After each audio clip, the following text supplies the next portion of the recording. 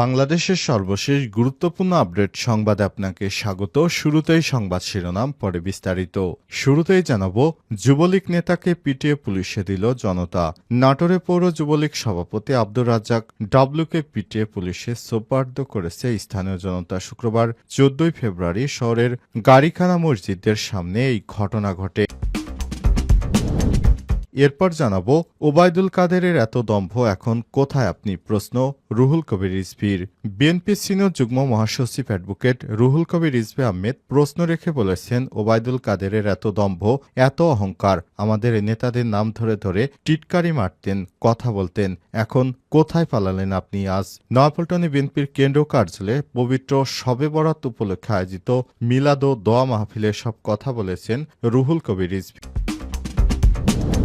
এদিকে আলেমদের রক্তের মাধ্যমে বাংলাদেশ জালিম মুক্ত হয়েছে বললেন মাহমুদুর রহমান। আমার দেশ পত্রিকার সম্পাদক মাহমুদুর রহমান বলেছেন, আলেমরা রক্ত দিয়েছে বলেই বাংলাদেশ জালিম মুক্ত হয়েছে। তাদের রক্ত যেন বৃথা না যায় সে ব্যাপারে আলেমদের ঐক্যবদ্ধ থাকতে হবে। আপনারা ঐক্যবদ্ধ না থাকলে বাংলাদেশ হারাবে তার স্বাধীনতা।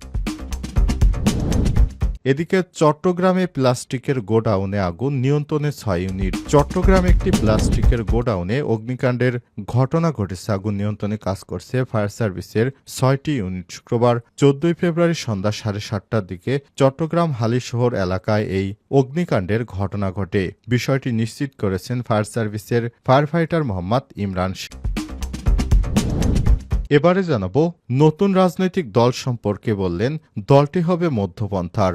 নাসির উদ্দিন পাটোয়ারি। ছাত্র সমাজের উদ্যোগে জাতীয় নাগরিক কমিটি যে একটি দল গঠন করছে সেটি একটি মধ্যপন্থার দল হবে বলে জানিয়েছেন জাতীয় নাগরিক কমিটির আহ্বায়ক নাসির উদ্দিন পাটোয়ারি। আজ স্বৈরাচার প্রতিরোধ দিবস উপলক্ষে আয়োজিত বাংলাদেশ রাষ্ট্রের স্বৈরতান্ত্রিক ভিত্তি জুলাই ছাত্র জনতার অভ্যুত্থানের সম্ভাবনা শীর্ষক আলোচনা সভায় সব কথা বলেছেন তিনি। এবং সর্বশেষ জানাবো, ক্ষমা চাইলেন ইসরায়েলের প্রতিরক্ষা বাহিনী প্রধান। নিজের ব্যর্থতার জন্য ক্ষমা চেয়েছেন ইসরায়েলি সেনাপ্রধান।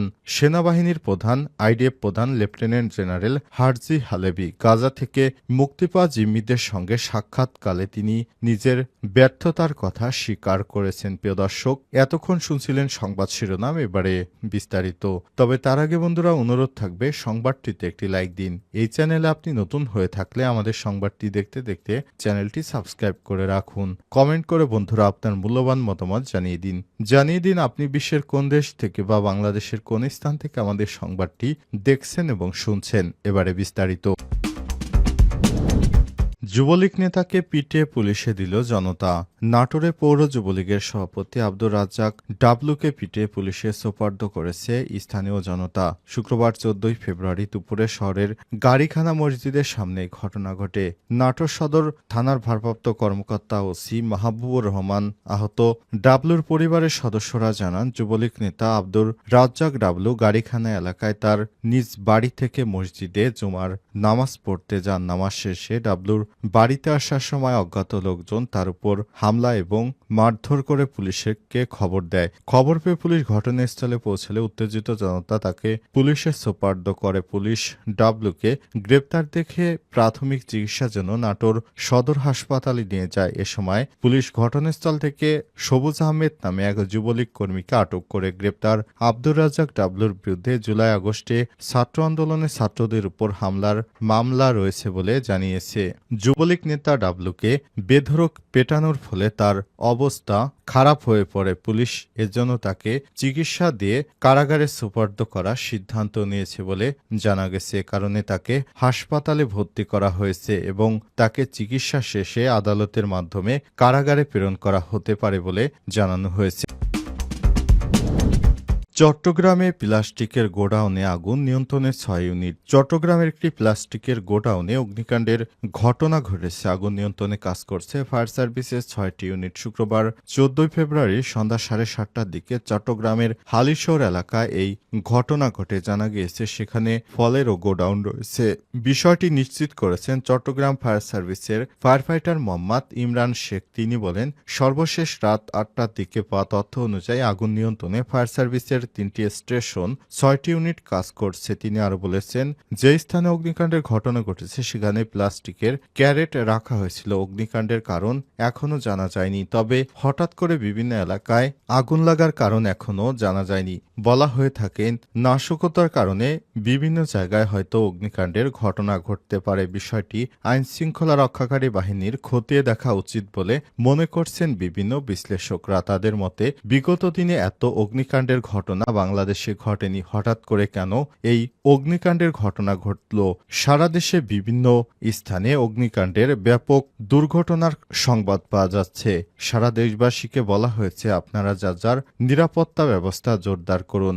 আগুন যেন না লাগে বা আপনার স্থাপনা রক্ষার জন্য সবসময় নিজেরা নিরাপত্তা জোরদারের পাশাপাশি সবসময় দাহ্য পদার্থগুলো একটি নজরদারিতে রাখার জন্য অনুরোধ জানিয়েছে ফায়ার সার্ভিস। দলটি হবে মধ্যপন্থার নতুন রাজনৈতিক দল সম্পর্কে নাসির উদ্দিন পাটোয়ারি। ছাত্র সমাজের উদ্যোগে জাতীয় নাগরিক কমিটির যে একটি দল আসছে সেটি একটি মধ্যপন্থার দল হবে বলে জানিয়েছেন জাতীয় নাগরিক কমিটির আহ্বায়ক নাসির উদ্দিন পাটোয়ারি। শুক্রবার 14 ফেব্রুয়ারি স্বৈরাচার প্রতিরোধ দিবস উপলক্ষে আয়োজিত বাংলাদেশ রাষ্ট্রের স্বৈরতান্ত্রিক ভিত্তি জুলাই ছাত্র জনতার অভ্যুত্থানের সম্ভাবনা শীর্ষক আলোচনা সভায় এমন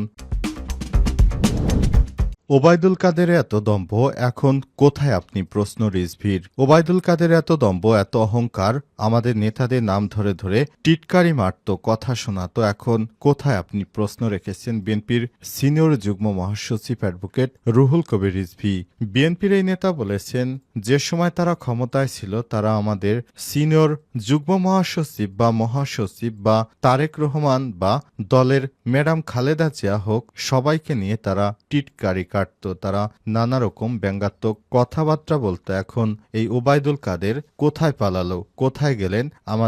আমাদেরকে কিছু বলে গেলেন না। আজ 14 ফেব্রুয়ারি নয়াপল্টনে বিএনপির কেন্দ্র কার্যালয়ে সবে বরাত উপলক্ষে আয়োজিত মিলাদ ও দোয়া মাহফিলে সব কথা বলেছেন তিনি।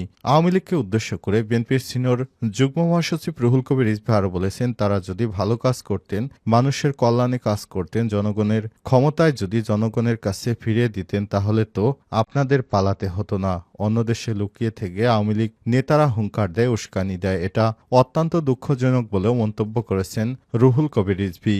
উল্লেখ্য, ছাত্র জনতার গণ অভ্যুত্থানের পর থেকে পলাতক আছেন আওয়ামী লীগের সরকারি মন্ত্রী, আওয়ামী লীগের সাধারণ সম্পাদক ওবায়দুল কাদের। দীর্ঘদিন ওবায়দুল কাদের ক্ষমতায় থাকতে বিএনপি নেতা মির্জা ফখরুলকে নিয়ে বিভিন্ন টিটকানিমূলক কথা বলতেন। তিনি বলতেন, আমি পালাবো না, দরকার হলে মির্জা ফখরুলের বাসায় গিয়ে উঠব। এখন তিনি কোথায়?